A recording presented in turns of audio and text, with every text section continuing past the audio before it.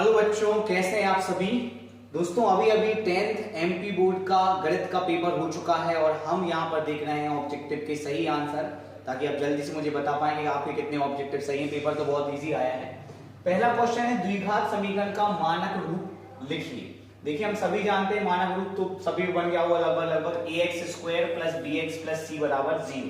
ये एक समांतर श्रेणी दी है, 11वां पद हमसे पूछा है। हमको पता है समांतर श्रेणी का 11वां पद जो होता है वो होता है a प्लस 10d।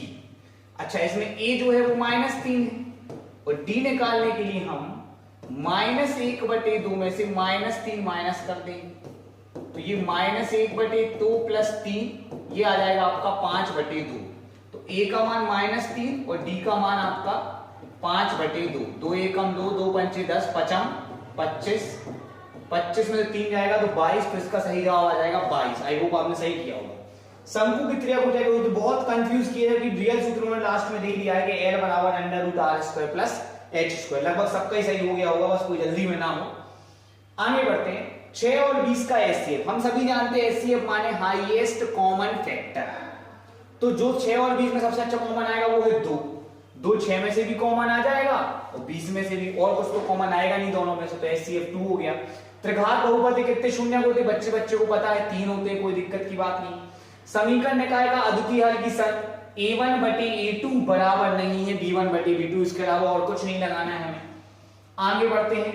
रिक्त स्थानों की पूर्ति। पहला रिक्त स्थान बहुत बच्चों ने गलत किया है, किसी बिंदु की x अक्ष से दूरी। अब समझना तुम जरा, वैसे तो मैंने पढ़ाया है।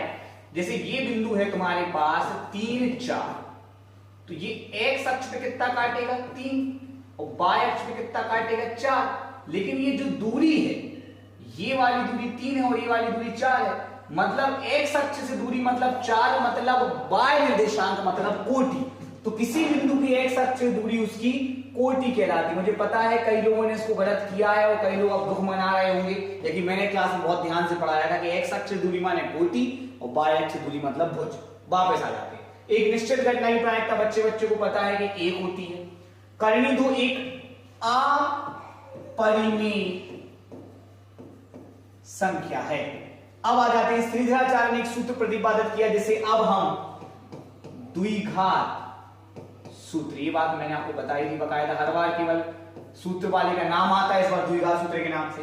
अब फिर एक एपी दी और उसका 10वां पद पूछा। ये बड़ी इजी वाली एपी है, इसमें 5, 10, 15, तो a 5 हो गया और d भी 5 हो गया।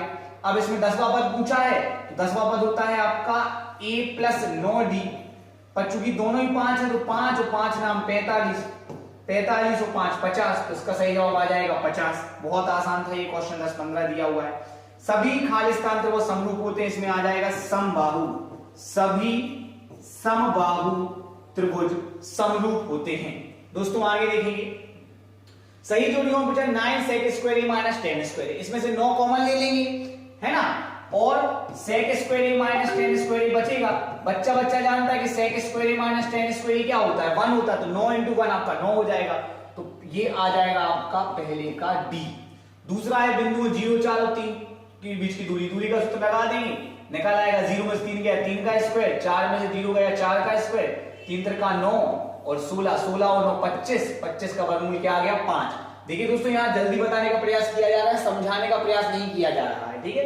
समझने के लिए आप नए वाले वीडियो देखिए, अब तो पेपर हो ही गया है।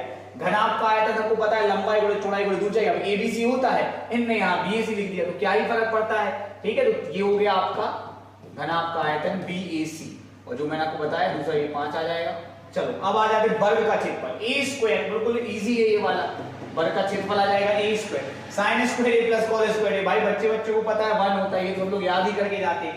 tan 90 - a cot a। अब बचा क्या भैया, कुछ खास नहीं बचा। तो आई होप दोस्तों आपने ये वर्ग का क्षेत्रफल a³ नहीं लगाया होगा, वर्ग का क्षेत्रफल a² लगाया होगा। कमेंट करके बताना किसके कितने ऑप्शन सही है, सबको बताना है ईमानदारी से। एक शब्द और एक वाक्य में उत्तर।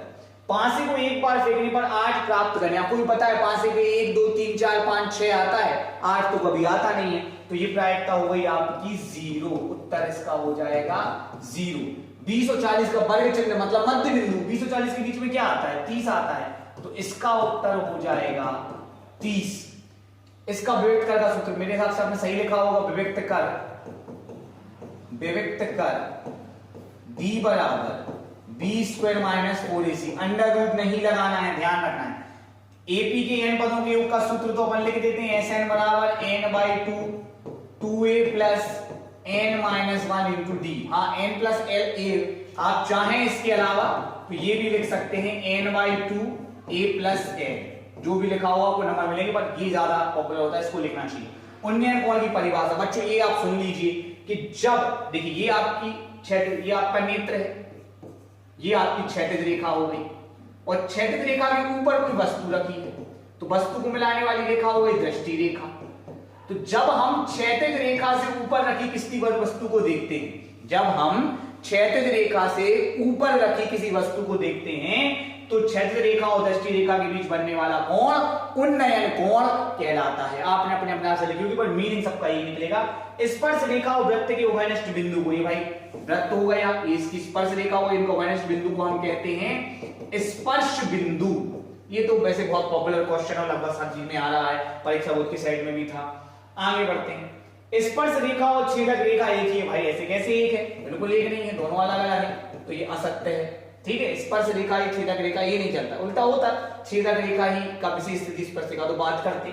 चलिए 7 1 और 0 0 के बीच की दूरी, 7 में से 0 गए तो 7 का स्क्वायर, और 1 में से 0 गए तो 1 का स्क्वायर, 49 और 1 50।